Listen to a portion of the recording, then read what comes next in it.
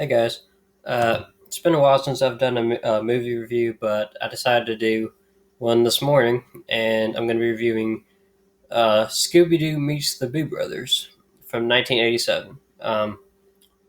This movie was actually made for television, so it wasn't directly released to theaters. It became popular from VHS and DVD later too, and being shown in reruns and on Cartoon Network, Boomerang, and that kind of thing. It's from Hanna-Barbera, of course. It stars with the voices of Don Messick, Casey Kasem, Sorrel Brook, Rob Paulson, and a few other guys and gals. June Foray, who was pretty famous in her own right decades earlier, and voiced her voice. I think on was it the Tweety Bird Mysteries or I think in some other animators. Anyway, so she was featured as the witch singing at the beginning of the movie, which was kind of out of place and just uh, expositional, but whatever. So this movie, basically, what happens is uh, Shaggy's southern uncle, Colonel Beauregard, actually should be more like his great uncle or great great, since he apparently was extremely old when he died, and Shaggy's supposedly like still a teenager or young adult. Anyway, so he discovered that his uncle Colonel Beauregard, I'm guessing this was supposed to take place in Mississippi, Louisiana. I don't know. Uh, he died, and he left Shaggy his whole estate. Um, so they go down there to get their inheritance or whatever, uh, and a few hijinks happen along the way. Some ghosts show up, um, and they meet the um, creepy butler or whatever, whoever he is, Farquhar, who's like a weird midget-like guy that really looks a lot like the humped midgets in crap. What's the movie? Oh yeah, and the Scooby-Doo and the Reluctant Werewolf. Um, so basically, they they want to leave because of the ghost, but their car mysteriously sinks through quicksand. But we later figure out it's really just a secret underground tunnel. Um, we find that out later in the movie. A lot we find out later in the movie, but there's still some stuff that's kind of confusing even after having processed the whole thing. So they get scared by Farquhar, a skeleton ghost, the supposedly the ghost of the Colonel Beauregard, um, and they start looking for the clues of the diamonds and little notes that give them little teasers as to where the next diamond is going to be hidden. And it's all these kind of clues and riddles that really Shaggy, Scooby, and really Scrappy-Doo, and yes, Scrappy-Doo is in this movie. Um, they really shouldn't be able to figure out, but Scrappy-Doo is somehow a wizard.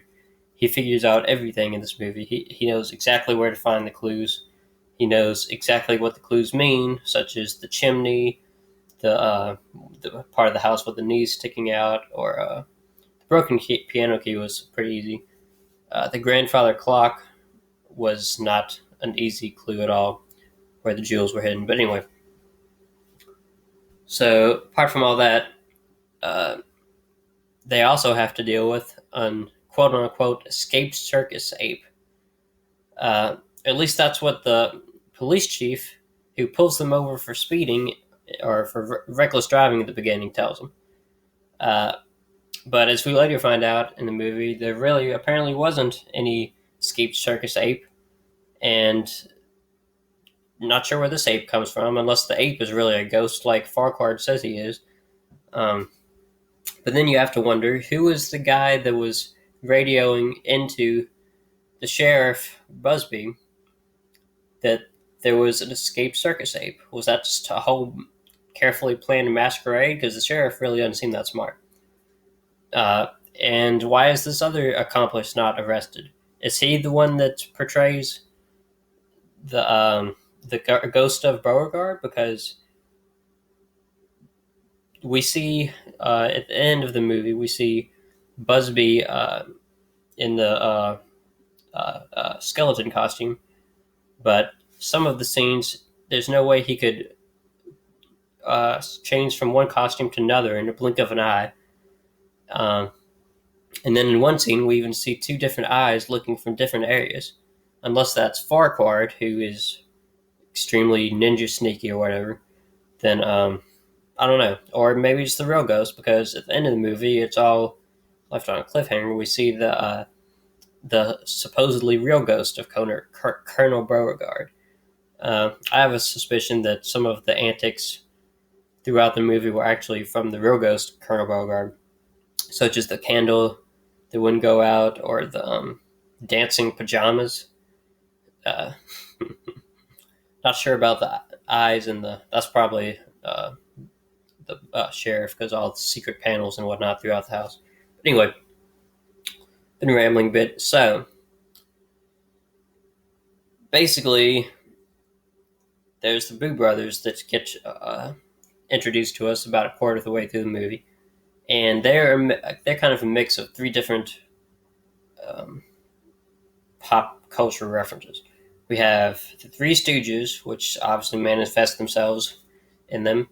We have the Ghostbusters, which came out only 3 years before this, and so that was fresh on everybody's minds. And we have similarities to some of the characters in Casper, Casper's Ghost, or whatever that cartoon in that comic was, that was in the 60s and 70s popularized. Um, so it's not that original. I think I think this movie is actually pretty good for a Scooby-Doo film. The plot wanders around all over the place. There's a lot of small, minor issues throughout the movie with continuity and defying of physics, gravity, whatnot. And some of the jokes, while kids might have found them funny if they understood them or not, they seem corny now. And I really think the Boo Brothers, they were added for comic relief, but like that long-haired creepy guy said in his retrospective, they really just get on your nerves quick. And I really think nobody needed the Boo Brothers in the movie, but I guess they thought to draw some new eyes to the film, to the Scooby franchise, they decided to add them in.